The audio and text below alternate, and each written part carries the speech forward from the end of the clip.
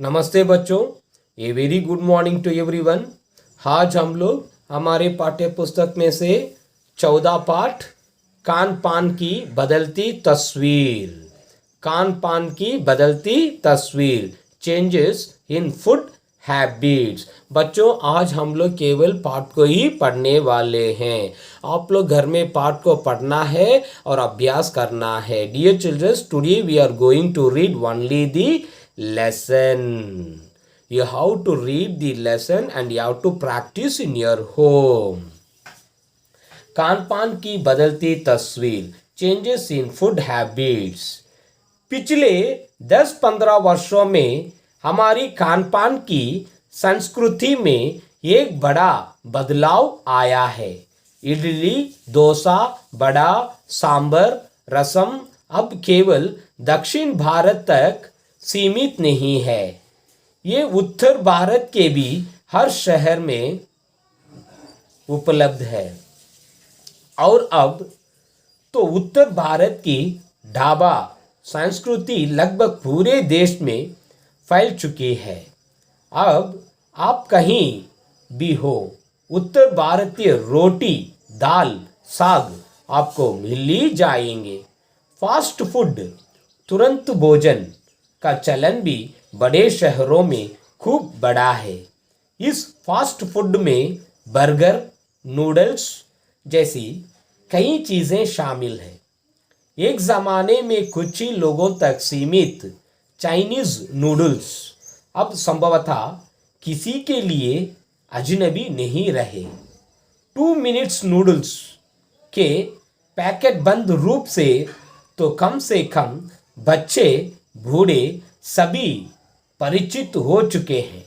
इसी तरह नमकीन के कई स्थानीय प्रकार अभी तक भले मौजूद हों, लेकिन आलू चिप्स के कई विज्ञापित रूप तेजी से घर घर में अपनी जगह बनाते जा रहे हैं।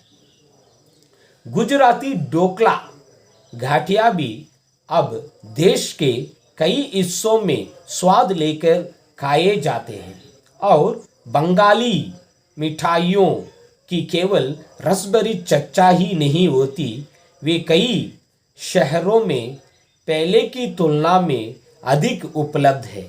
यानी स्थानीय व्यंजनों के साथ ही अब अन्य प्रदेशों के व्यंजन पकवान भी प्रायः हर क्षेत्र में मिलते हैं।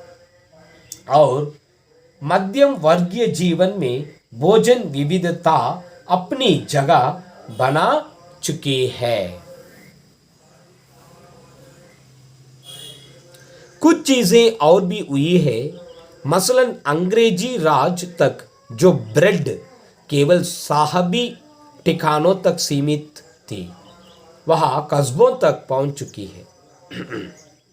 और नाश्ते के रूप में लाखों करोड़ों भारतीय घरों में सेंकी तली जा रही है।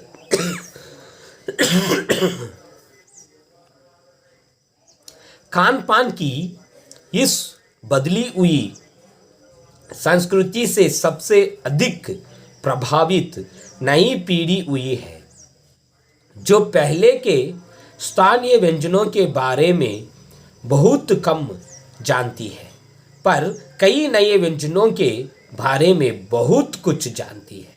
स्थानीय व्यंजन भी तो अब घटकर कुछ ही चीज़ों तक सीमित रह गए हैं।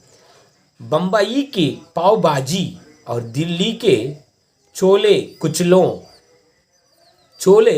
कुलचों की दुनिया पहले की तुलना में बड़ी जरूर है, पर अन्य स्थानीय व्यंजनों की दुनिया में छोटी हुई है।